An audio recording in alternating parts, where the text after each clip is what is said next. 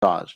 So there was a proactive stance. The government itself took a proactive stance and said, we will give you guys permission to put your infrastructure on all government lands and buildings. So we're the first to go and tell you that it's safe.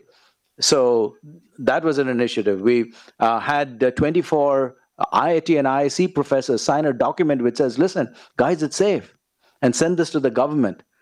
Medical fraternities which are increasingly saying, yeah, this is non-ionizing radium, guys, get with the program, So these types of initiatives, and we've had a lot of success in terms of moving forward. But one of the things that still needs to happen is the feedback we got from the citizenry is that, look, the people that we really listen to is the health department of the government and obviously the DOT, the term cells. Term cells, by the way, which are the local enforcement agencies, have to date categorically come and said that they, on a basis of the surprise checks that they conduct, have not in any state found any violations of excess norms outside of the safety norms, always complying with the safety norms. That's a tremendous statement for the industry, considering that we have over 600,000 towers operative at any one time, and we carry more traffic in any one day than the railways of this country. Thank you, Rajan. Anything that Manoj, you are, Maybe a short preview of the future also, just to have a tonality of what we need. And the cue again I'm taking here from Balaji and Mrs. Sundarajan is this multi-stakeholder engagement which is required. And just to toss one coin in the air, let's assume that we are down in 2022 or 2023 or something, and where 5G has become a reality, which it will. Look at the applications that you're going to use now. On the same network, which is technology agnostic, you can do 2G, 3G, 4G, 5G. And on the same network, which is the kind of connectivity to the last mile, whether it is consumer or business or small or big enterprise, you are going to have a particular treatment given to that packet of data, let's assume. And two examples here. One, an electricity meter, which is going to not only help you reduce, hopefully, your bill towards the SEB, but it will also make the peak load management from a governmental side an easier one, requires connectivity. But that connectivity is maybe 3 times to 4 times in a day. Yes, so the same SIM card is there in that smart meter, and it is transmitting 3 to 4 times a day. On the other hand, extreme, absolute example, where you require completely low latency, is let's take, and we have not reached there, but we will, take a driverless car. And it is there on the roads, it is there on non-BRT kind of, lanes. And it needs immediate access towards what is happening within 2 or 3 feet of it. And it requires immediate transmission, very low latency. Same network. It is being transmitted on the same network, 2 completely different applications. Can we envisage that we will be able to develop these use cases without the transport ministry or without the health ministry or without the public works department or without the operators or without the spectrum availability moderators and regulators, let's say? The answer is a plain no, because the use cases become so much very complex using the same network and natural resource. So I think it is a but natural thing that we will have to perforce be sitting together, and the government needs to orchestrate this in a really nice manner towards making this seamless.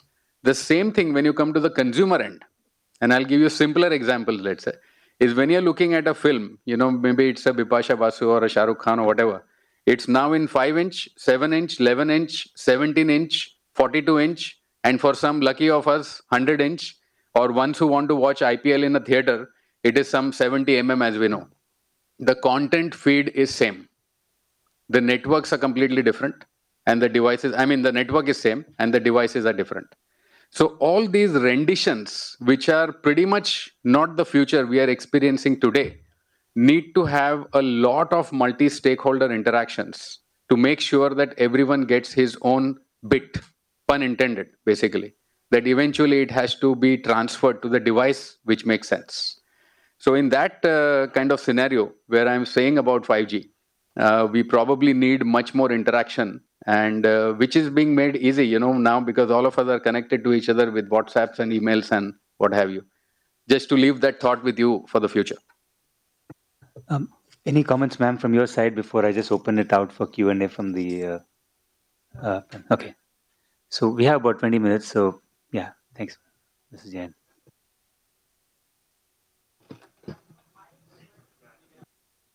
Believe this should be. Use this one. Yeah, it's even easier. All right, that is better. That would have required me to do some acrobatics. Okay. So thank you. It was a very interesting panel, and I've been, we've been at IIMA. We have been tracking the work that Aruna ji has been doing as heading the BBNL, and I really appreciate that because we know what are the very difficult conditions, and also Rajan, the industry, and of course the rest of you, Balaji, Manoj, and Mr. Kaur. See, the point that I really appreciated was about stakeholder engagement that you made. And this I say in the context of various projects that our team is doing in terms of rural infrastructure. We've just been looking at rural roads. And what you see again and again, PMGSY, concrete roads, and in the middle of the village, there's this nice road, but what has happened to it?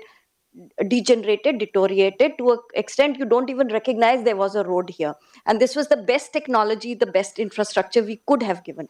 And why did that happen? In many cases, because there was no stakeholder engagement. We did not ask the villagers, would you require to put a power line under it after some time? Would you require to put a irrigation, something crossing the road? Which had the PWD engaged with them, you would have understood their needs, okay? Because you knew where the requirements are, and which is obvious to them. So now what we are suggesting to them is that in the design itself, you put this space for all these pipes. But yet, none of those PWD people on the ground or the Gram Panchayats are aware they can also put a broadband pipe. And this is where the greater stakeholder engagement must come, because PMGSY 2 is happening. PMGSY 1, the maintenance part is getting upgraded again. And when we talk of re-architecting, can we look at this? Village after village, we have seen where the water, at least in Gujarat, the water, Narmada water, has come up to the village, but there's no distribution to the rest of the people. I hope that doesn't happen with our broadband. Should not just come to the village and be stationed there. I hope it won't happen. Solar panels. I was so happy, here is all this village is having solar panels on. But now they said it doesn't work because we have to replace the battery. We don't have the mechanism. We don't have the money to replace the battery. So why didn't we think of building up this funding for the batteries at the time we set up the solar panels? I mean, maybe something needed to be worked out. I don't know who was supposed to do it, but certainly greater community engagement would have helped. The other part is we really don't know how to do content. None of us does. And for this should be the reason enough we want to need communities engaged, because we've done a study of the Orion block, and what we found were many problems that could have been solved. I mean, I'm sure you are going to be solving them somewhere.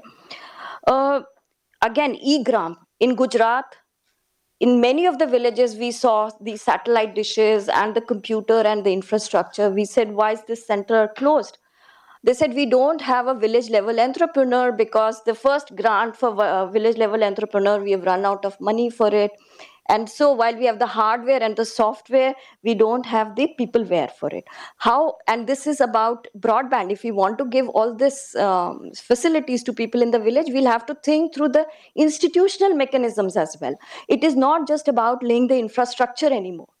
That was okay for power lines and water, but for broadband, you will have to think a lot through this. And I'm sure Aruna ji will be looking after that. But the EMF, I really feel really bad for the industry on this dimension, because the physics of it tells you that there's nothing to worry about, but a lot of people, still have concerns about it. But my concern is, why is the telecom industry being, kind of pointed at? What about all the noise pollution, the vehicular pollution, and that causing cancer and that causing headaches and all? I don't think people really make a big hue and cry about it the way they do for this. So I think we need to, as an industry, to see why that is happening and how to address it. Thank you. Thank you so much, Mrs. Jain. I think Rajan, she's given you a hint about, multi-industry exposure about carcinogenic somewhere else. No, I didn't mean. I'm just kind of saying it in light vein. My apologies. Please, I think we'll just start. My name is Vaibhav Agarwal. I'm a serial entrepreneur. I also influence policy to a certain level at the national level. Fortunately, to my proximity to the policymakers, I would, before addressing to the panel, it's an extremely high-powered panel. I find myself in a corner because you guys are so senior that I can hardly comment on anything. The two of them are the bosses of the hardware, security, NSA, and all that jazz. Madam heads the future of India, and the two of you are high powered. But before that, I think I would disagree with IIMA's representative here with a research. Okay, so you wouldn't have introduced yourself, but your research and your data points are absolutely wrong. Absolutely wrong. For example, it's skewed. Let me complete. Let me complete. I'm not. So let me complete. I'm not arguing, but I'm presenting my viewpoint here, and I'm telling you that if you don't allow me to complete, I won't be able to present my viewpoint.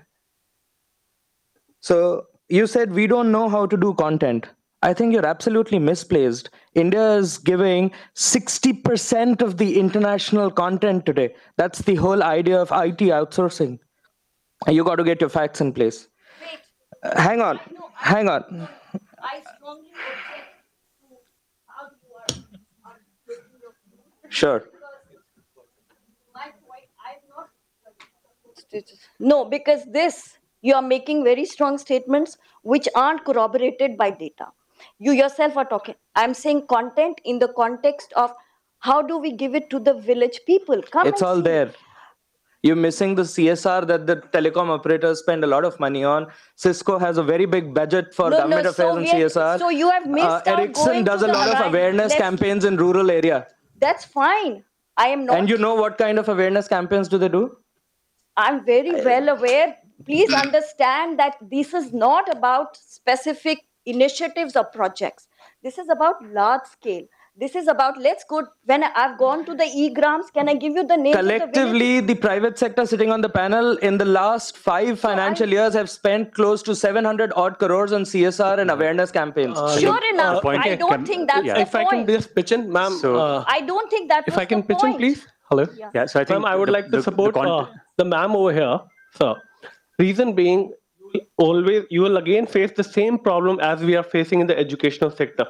We have built the best of the schools, we have the best of the infrastructure, but we are struggling with the best of the teachers. We don't have them to disseminate the information. What lady was saying was the content was not the content you are saying. I agree with your point on the content in your context. What she was saying, in rural sectors, we don't have the teachers or the people who will be disseminating the information, or the digital Bharat will not become a reality. Look, I'm here. I've quit my job where I feel that I should be in this job, probably disseminating information. I'm here to probably understand if there is a backup system or somebody who will take care of my, sustainability for my family. I am not seeing those kind of CSR. Believe me, the CSR exists in paper right now. Right now.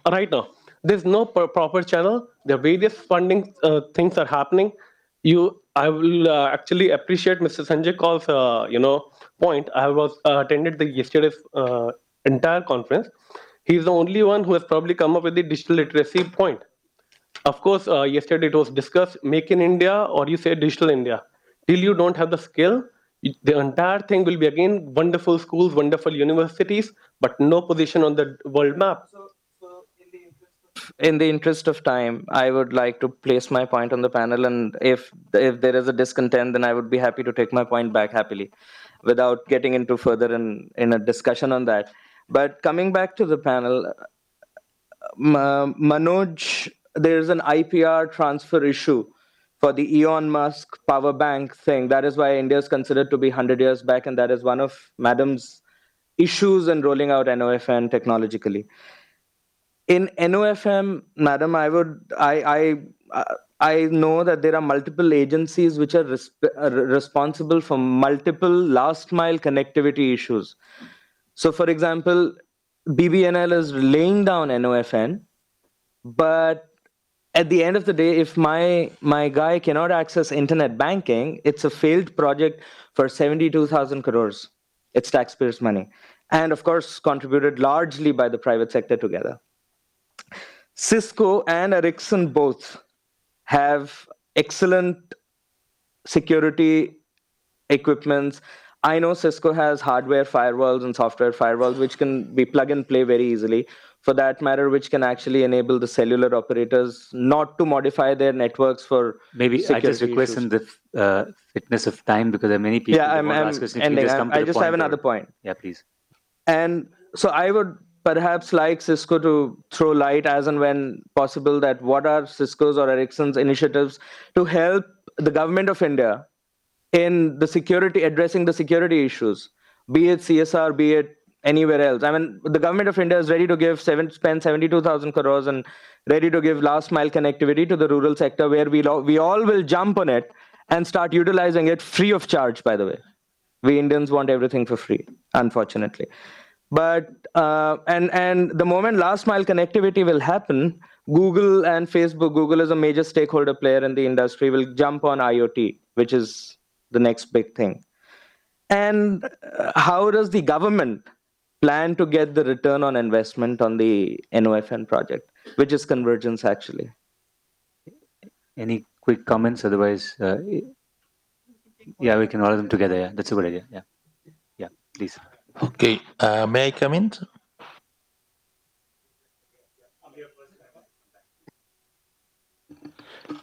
It's getting too interesting. Everything is fine. I mean, minus the big bats, I think we have said our words to everybody. What I feel is that the development is perfectly all right. The economic issues are there, but I, being a finance man, I have been working in the corporate for 30 years, and now I have people are engaging me. A business model for any development activity is also required. When we go down to a village level, when we sit down and data center or a digital center, it is very important that what the revenue generation is also that, which is absolutely was missing at this moment. Funds are coming in, but we are not working enough to see that how the funds we are going to get it back. Let me tell you that there is a business model. Each and every artisan is also capable of paying the money back. So it is not that just the development. All the questions, all the discussions that has been taken away, if we make it a business model for each and every investment, it will be a success. Minus a business model, I think it's an academic exercise. Good comment. Just I'm Professor Gandhi. I'm an academician. My simple clarification from two of the panelists is, one is from the DOT, Madam Maruna, other is from Mr. Rajan, who is represent the cell phone operators. Madam, I understand there have been one circular or guideline issued on the EMF radiation. And in that one, further the states have made out where these cell towers had to be signed. Many states have formulated, but they have not been implemented, maybe because of some objection from the operators, etc. My request to you is that when we allow this technology to come, we have to make sure ultimately the technology is for the nation or the people who are living here. And if we do not consider, just make when the technology has been developed anywhere in the world, we bring without taking consideration of the population and where it is going to be. My request to you is that whatever the regulations are there, they need to be really thoroughly understood, because about a month ago, I understand there have been a message in the parliament by the minister, and they have said there is no convincing evidence.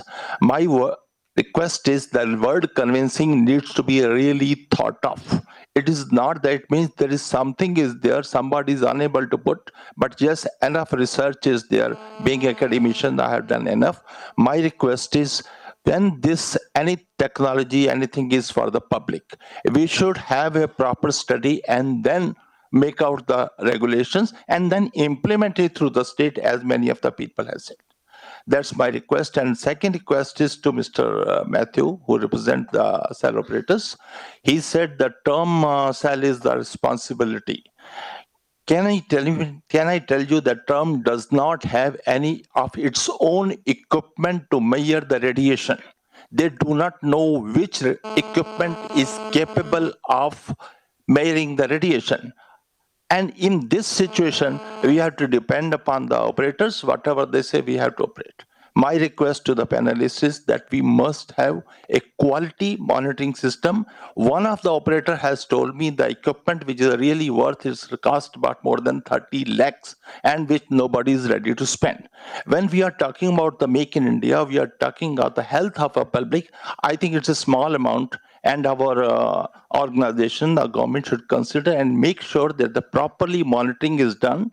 And this also is understood when the monitoring comes, it's done by them. Before that, they may give any information.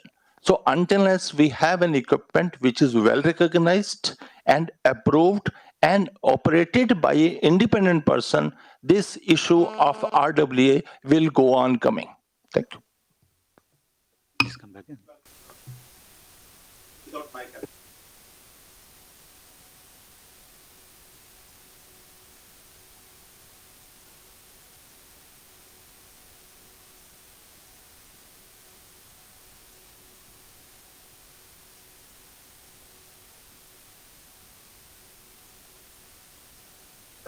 There's the rest of the spectrum.